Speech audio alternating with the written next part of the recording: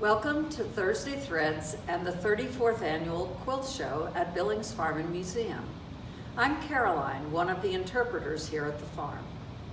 Today we're going to take a quick journey through the history of quilting and show how quilts have served functional, decorative, personal, and symbolic needs over time.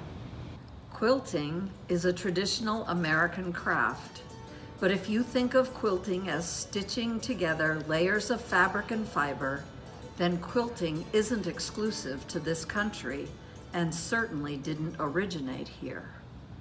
We can't be exactly sure when quilting began, but there's archaeological evidence that quilting goes back centuries to the ancient Egyptians and Romans who wore quilted clothing for warmth.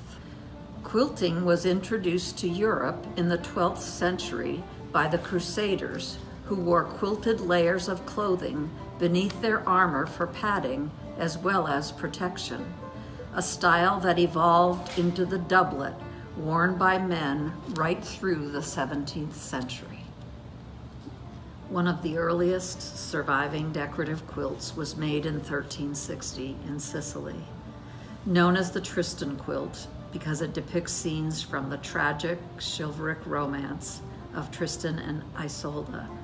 It's made of 2 layers of linen stitched around wadding to raise sections of the design, a technique known today as trapunta.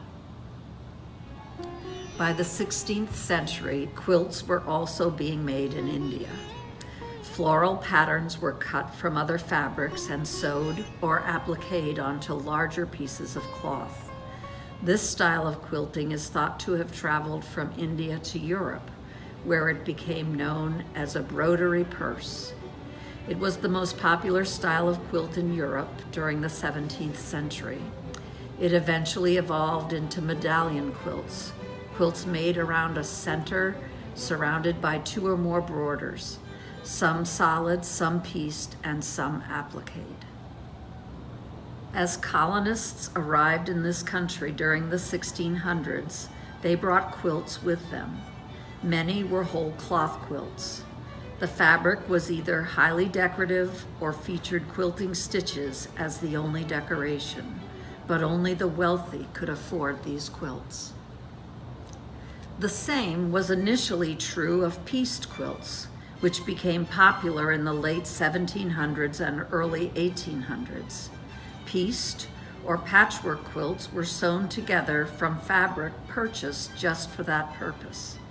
At that time, printed fabric cost much more than the average household could afford.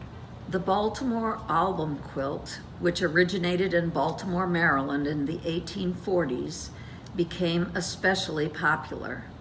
This style of quilt incorporates a number of squares, called blocks, each appliqued with a different design. Quilts like this one in the Baltimore album style are still popular today.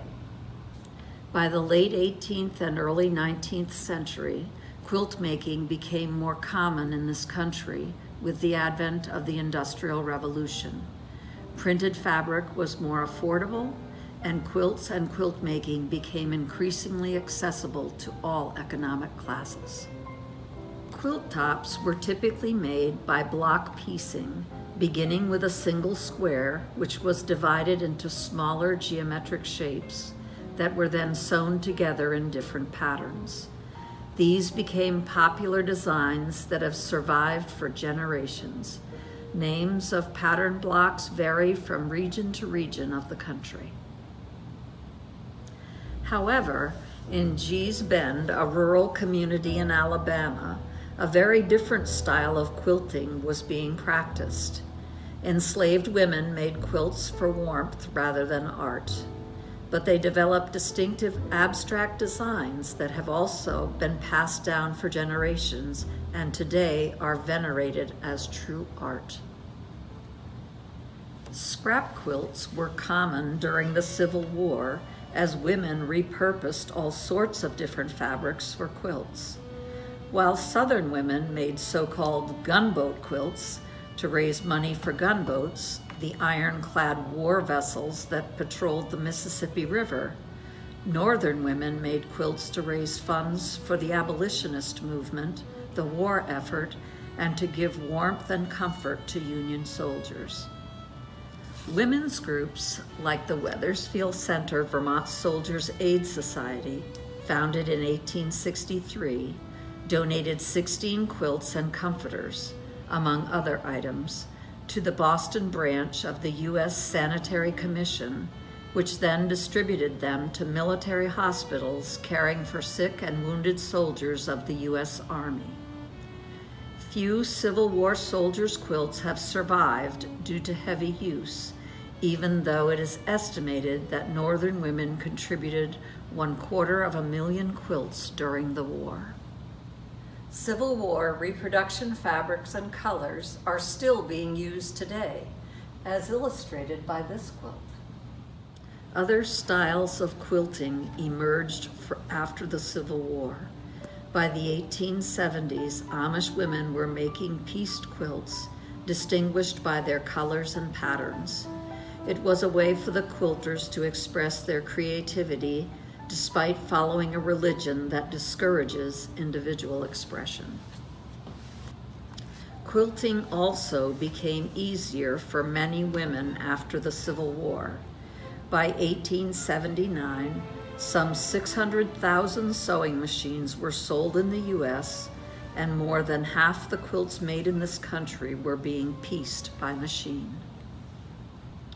Toward the end of the reign of England's Queen Victoria in the late 19th century, yet another style of quilt became popular, the crazy quilt. Crazy quilts were more decorative than functional.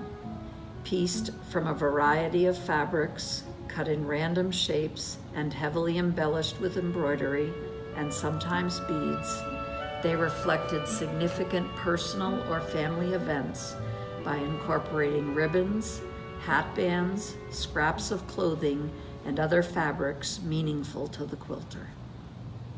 This crazy quilt was made in 1884 by Harriet Ann Fay Dean when she was 22 years old.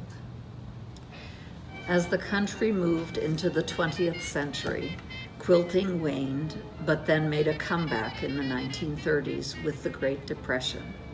The quilts of the 1930s are distinguished by pastel colors. In the 1940s, feed for farm animals and flour came in cloth sacks, featuring colorful prints, often saved and repurposed for clothing, in particular women's dresses. These quilts demonstrate another use for the cheery, pastel, and brightly colored feed sack fabrics. After a downturn in quilting during the 1950s and 60s, the American Bicentennial in 1976 sparked a resurgence of interest. Bicentennial quilts became an expression of national pride, achievement, and a reminder of the past. In 1985, quilting took on new significance with the creation of the AIDS Memorial Quilt. Each panel represented someone who died from complications of AIDS. Over time, the expansive quilt has raised more than $4 million to fight AIDS. Today, changes in technology have impacted quilting, along with just about every other aspect of life. Today's sewing machines are able to quilt as well as piece.